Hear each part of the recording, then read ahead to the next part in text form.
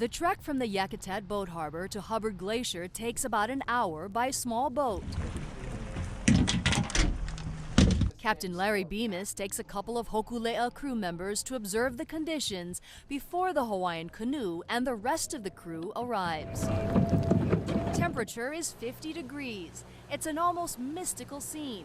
Towering mountains on each side with massive, brilliant blue icebergs several stories high. We're right at the face of Hubbard Glacier. We just passed Egg Island. We're approximately 2.2 miles. Over 75 miles long and 7 miles wide, Hubbard Glacier is known as the largest glacier in North America that's created by tidewaters. Unlike other glaciers, it appears to defy the effects of climate change by actually growing in size. I think it's awesome. You know, we normally only see these things in pictures, right? So to come out here and experience it, I don't know. I don't have words for it. It's pretty amazing. The Hokule'a is now more than 2,800 miles north of Hawaii.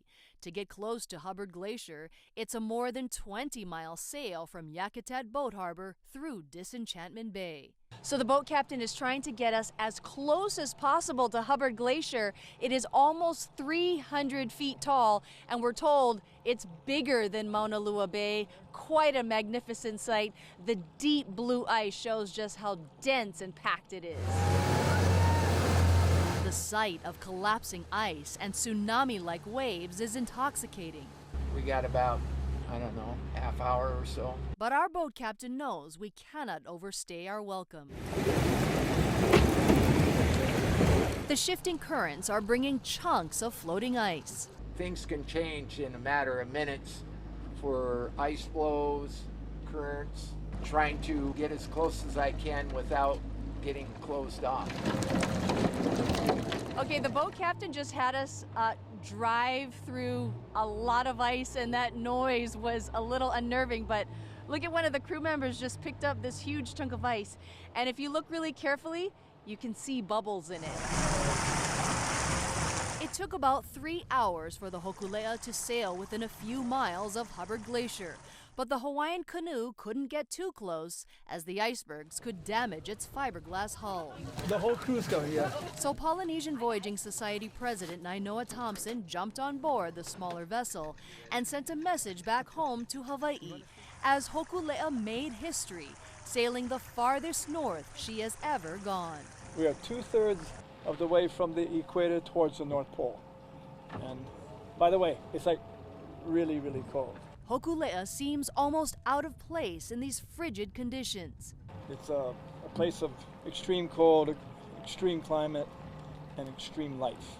But Hawaiian voyagers continue to push their limits and global boundaries for protection of the Earth.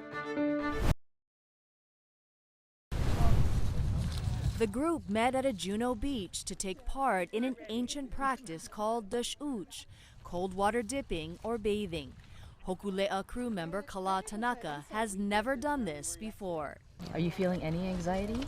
Yeah, a little bit. You know, I know it's cold. I'm from Lahaina. It's like the warmest place on Maui. And so, yeah, it's a little bit. I know what's coming. Our guides offered salves for skin. Both of these are just meant to help folks be able to withstand the cold water a little bit more. And an understanding that ancient warriors endured the cold water to prepare for battle. They were also beaten with thorny devil's club branches to toughen their skin. But this is not that type of practice. How cold is this water? I think it's at 45 degrees right now. Yeah. And what is your advice to us? Take your time.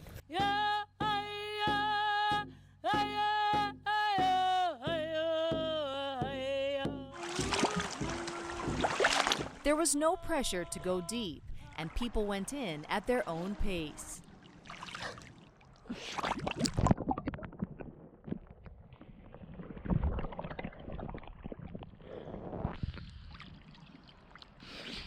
The practice is said to have healing and immune system benefits. How long have we been in here? I don't know.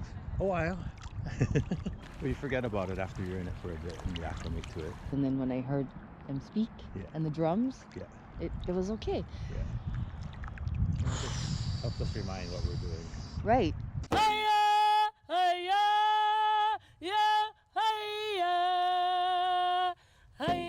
As some went deeper, the meditative practice led to a cleansing, physical calming, and spiritual awakening. It was really cold, but I feel really like alive in it. We have team coverage tonight. We'll start with our Mahealani Richardson, who went inside Lahaina to see the damage herself. Mahale? Aloha Keahi. Yes, the damage is really overwhelming. And one of the things that we noticed is the toxic stench. We were invited by a family to see their home, which was spared by the fire, but it was still devastating. We were in the Kilauea neighborhood, which was destroyed by the fire. And just walking around, it's very hard to take in. Everything is burned. You see the utility lines still hanging. All of these cars have been just completely burned. And I have to tell you, there's a certain smell of this neighborhood. It is smells of ash and chemicals and other things that I don't even know what it is. Look at this. We keep hearing about the burned metal. Well, this is metal that was completely burned. And then you see those fine particles of ash. This is why this area, health officials have been saying that it is toxic. It is not good to be here. Look at these cars. It's unreal. The car windows just blown out, and then the glass was melted. What really struck me about being in this neighborhood is that part of it was not destroyed, and now you have kupuna just up that road with those homes that were not destroyed but still covered with dust and soot. They are now walking to their homes for 10 minutes to half an hour just to get to their homes so that they can be there. 62-year-old Helen Ka'ai walks to her home in the Kilauea Mauka neighborhood overlooking historic Lahaina town. It's a short walk with her husband Howard, but in the hot sun and their fatigued bodies, the journey is difficult and blocked by barricades. We're just doing what we have to do.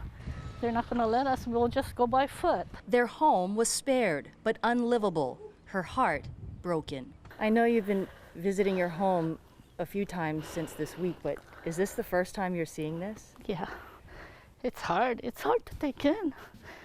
You know, just seeing all this devastation. I don't know what to think. We grew up here. This is home to a lot of us. She says she couldn't look until today, more than a week after the firestorm. Sitaleki Ika walks to his home. For him, each way takes half an hour. It's an emotional journey. Make me cry. And over 20 years I'm staying in my house. There's an eerie emptiness of a once thriving town. The stench can be overwhelming, but these families are determined to keep coming back. And from her home, Helen Ka'ai can still see the historic smokestack above the ashes. There's hope. Lahaina will get back, and it will be stronger. And back here live in Lahaina, hope might be the only thing that some of these families have, and especially for those kupuna, it is especially difficult. Our Mahealani Richardson and Chelsea Davis are in Lahaina tonight live. You two got a chance to get a close-up look at the burn zone. Mahea? We did, Keahi, and seeing the burn zone up close is really overwhelming. And Chelsea, I'm sure you could say the same thing too. It's like there's nothing left. There's no life left, and it's really hard to take in. It is, absolutely. And I know you feel the same way when you drive into the town. There's a heaviness that sets in, and you can feel it, and the pain is tangible. And looking around, it's still unbelievable more than a week later. And even some of those areas, we went into areas that were right next to the burn zone, and it looked like there was a firestorm there. Even though it wasn't burned, it was completely empty. There were broken things everywhere, debris, and you're so right about that quiet. You know, this is a cemetery for many people. Yes, absolutely. Earlier I spoke with renowned waterman Archie Kalepa. Half of his yard is burned, the other half is spared. And firefighters and really community members, a lot of them came together to try to save their town. There's so much love for Lahaina town itself and the people here. The firefighters and first responders did their best, and although a lot of people evacuated, there are those people who stayed, those heroes that we've been talking about and hearing from, who stayed to try to also help the fire department save their loved ones as well. Yeah, Chelsea, I know you spoke with Kikoa Lansford. He drove in and out of Lahaina on Front Street at least 4 times, and to hear his heroism is really incredible. And he doesn't have to say very much, but you could see the pain and anguish in his eyes. Yes, absolutely. We spoke with him actually the day after the fire happened, and he was still saving people. We jumped in the car with him, and he drove us all around and asking everyone that we saw, do you need help? Do you need water? Do you need food? We didn't have much with us, but he was giving them the waters that he had left in his truck. Half of a spam musubi, a peanut butter sandwich. He checked on everyone. And I know he's still doing the same a week later. Absolutely. I asked him, how is he coping with this? Because he saw the youngest of victims. So difficult to even talk about it. It's almost at a whisper. And when I asked Keikoa that question, he said, I just am full of gratitude that I'm safe, my family is safe, but I feel so many people, the victims and their families, and this entire community, people are so sad and they need a symbol of hope. It was interesting just driving down the bypass for the first time and seeing the smokestack. That is now the symbol of hope for many people of Maui. Keahi, back to you. Now, the Maui Humane Society is caring for more than 20 burned animals that survived the wildfire. Mahealani Richardson shows us behind the scenes, and we want to warn you, some of the video may be difficult to watch.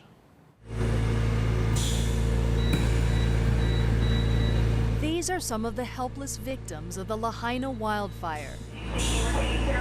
Roman ran off from his dog sitter and suffered severe burns. He was rescued by a Good Samaritan and reunited with his owner thanks to a microchip. Yes, me too.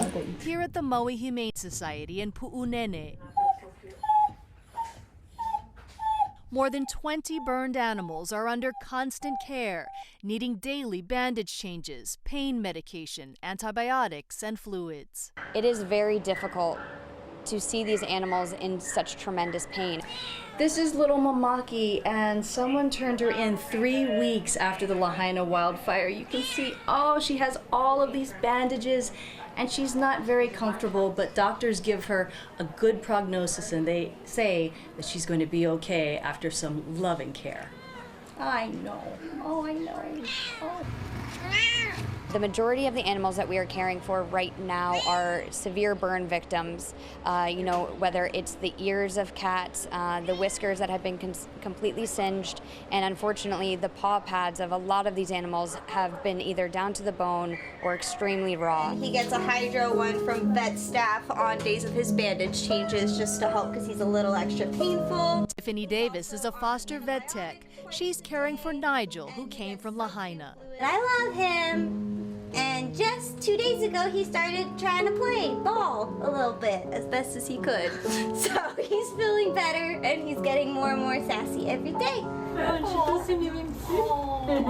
The Maui Humane Society, along with a team of animal groups, have been escorted by the National Guard into the burn zone since last week, where they set up traps in hopes of finding more lost animals. We want the community to know that we are here for them and that we are going to be doing everything that we can to reunite them with their pets, because we know that pets are a part of the ohana. Oh, you like this thing? Oh, sweetheart. Another animal patient in the clinic is named Ho'omo, in Hawaiian, to carry on. Despite the heartbreaking loss of Lahaina, it's about perseverance for these animals and the people who cherish them. And this is a long road of recovery, and we're in this for the long haul. Reporting from Pu'unene in central Maui, Mahealani Richardson, Hawaii News Now.